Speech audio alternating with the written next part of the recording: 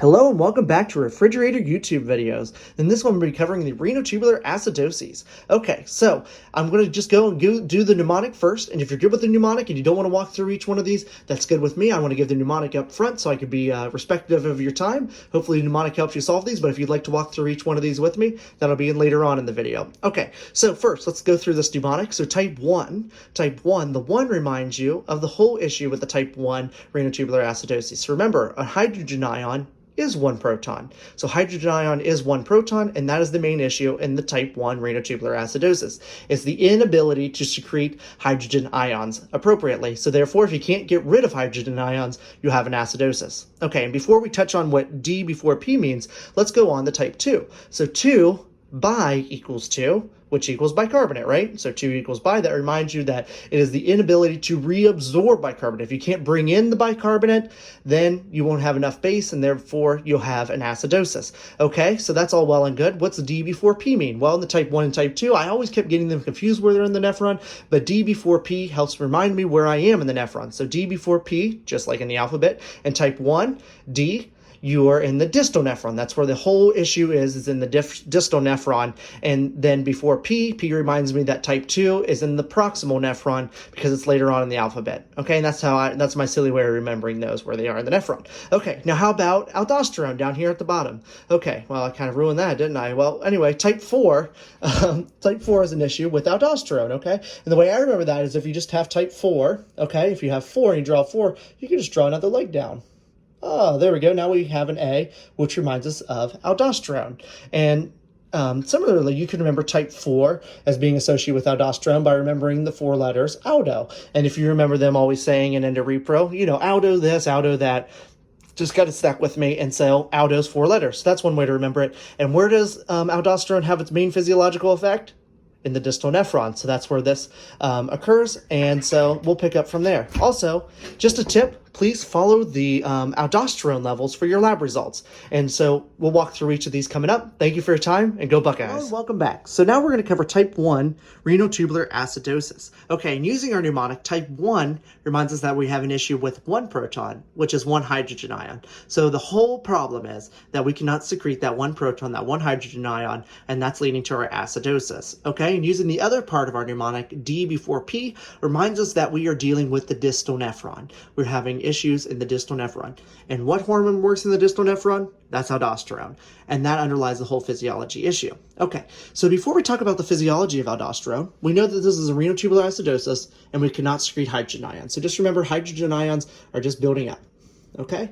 And usually when hydrogen ions build up, the body can call on aldosterone and say, hey, aldosterone, go ahead and secrete some of those hydrogen ions and bring us back into balance. Okay? And that's what aldosterone tries to do. But that underlies the entire physiology that explains why this can't happen. Okay? So usually when aldosterone is stimulated, sodium gets reabsorbed. You can reabsorb one sodium, but in exchange for absorbing one positive charge, the body makes us get rid of one positive charge in return, right? You don't want an excessive amount of positive charge. You have to maintain that electrochemical gradient. So what we do is we absorb one positive charge, and then aldosterone can either secrete potassium ion to get rid of that one extra positive charge, or it can secrete a hydrogen ion to get rid of that one extra positive charge. But the whole issue is aldosterone can no longer have the ability to secrete the hydrogen ion.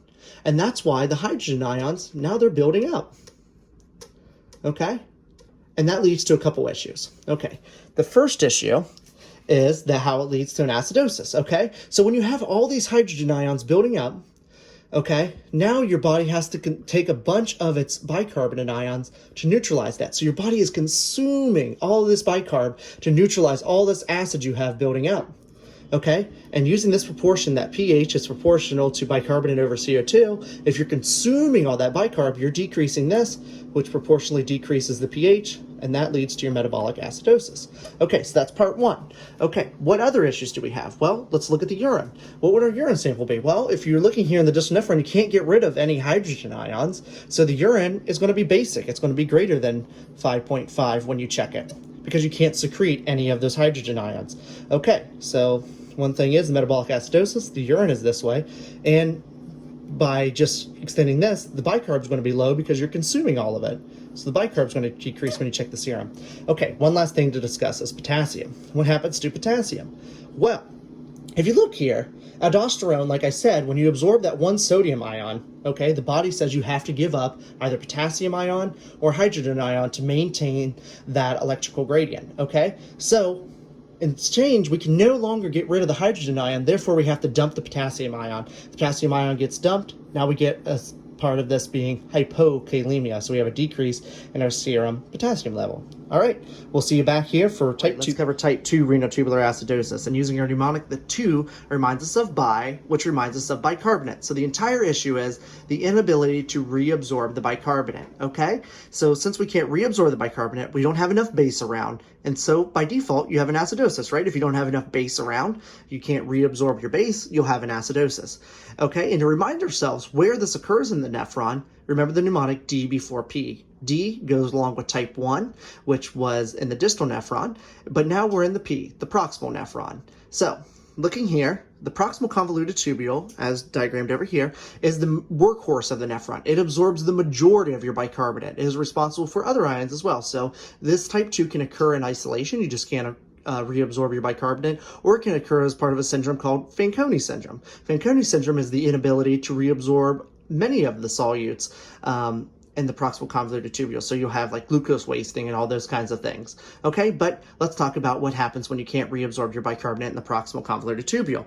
Okay, and using our proportion here, if you can't reabsorb the bicarbonate decreases, and by default, the pH decreases, and that leads to metabolic acidosis, right? That's all well and good.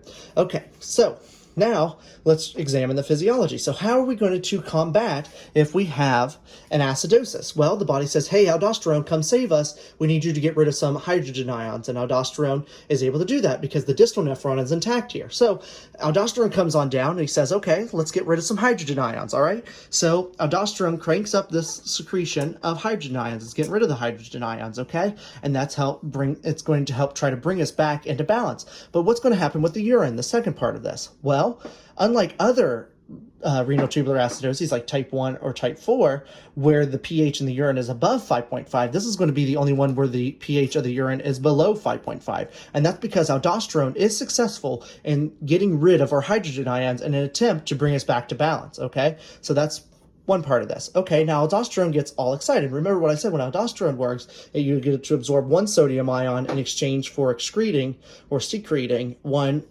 positive ion. So remember, you can reabsorb one sodium ion, but you have to get rid of a potassium or hydrogen ion. So not only does the aldosterone, not only is it dumping your hydrogen ions to try to bring you back to your acid-base equilibrium, but it can also get excited and start dumping your potassium. So when you start dumping your potassium, now you're going to get a hypokalemia. And that's the other part of the physiology of the type 2 renal tubular acidosis. All right, on to type 4. Welcome back. So now let's finish out with type 4 renal tubular acidosis. Remember our mnemonic, draw your 4 up here even, and draw that down, and that gives you an N. And so that reminds you that type 4 deals with an issue with aldosterone, okay? Or you can remember that aldo, I remember them in Indo-Repro always saying, you know, aldo's low or whatnot. So that's a 4-letter word, which can remind you of the type 4 renal tubular acidosis that we're dealing with. Okay, so in type 4, where does it occur in the nephron? Well, remember that aldosterone exerts its main effects in the distal nephron. So that can kind of help you remember if you just understand the physiology of aldosterone that's in the distal nephron, or you can remember the D here for distal. One thing that I'm going to use this D for is to remind me that this can occur in diabetic nephropathy. Okay?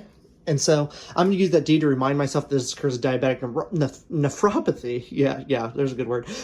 Because they have an autonomic system issue, right? So they can't trigger the renin, angiotensin, aldosterone system, so they can have a deficiency in aldosterone. And this condition can also occur if you have something wrong with the adrenal glands, you're not producing the aldosterone, anything to do with the deficiency or the resistance against aldosterone. Okay, so let's go through. If you lose aldosterone's effects, let's look what aldosterone does. Okay, so aldosterone is responsible for absorbing your sodium ion, and in exchange it's going to secrete either potassium or hydrogen ion, okay? And both of these two cations are really affected. So let's go through this first. If you have the inability to secrete your hydrogen ion because aldosterone is either deficient or it's just resistant to it, okay, all that hydrogen ion is going to build up, like in that first case, the type 1, all that's going to build up.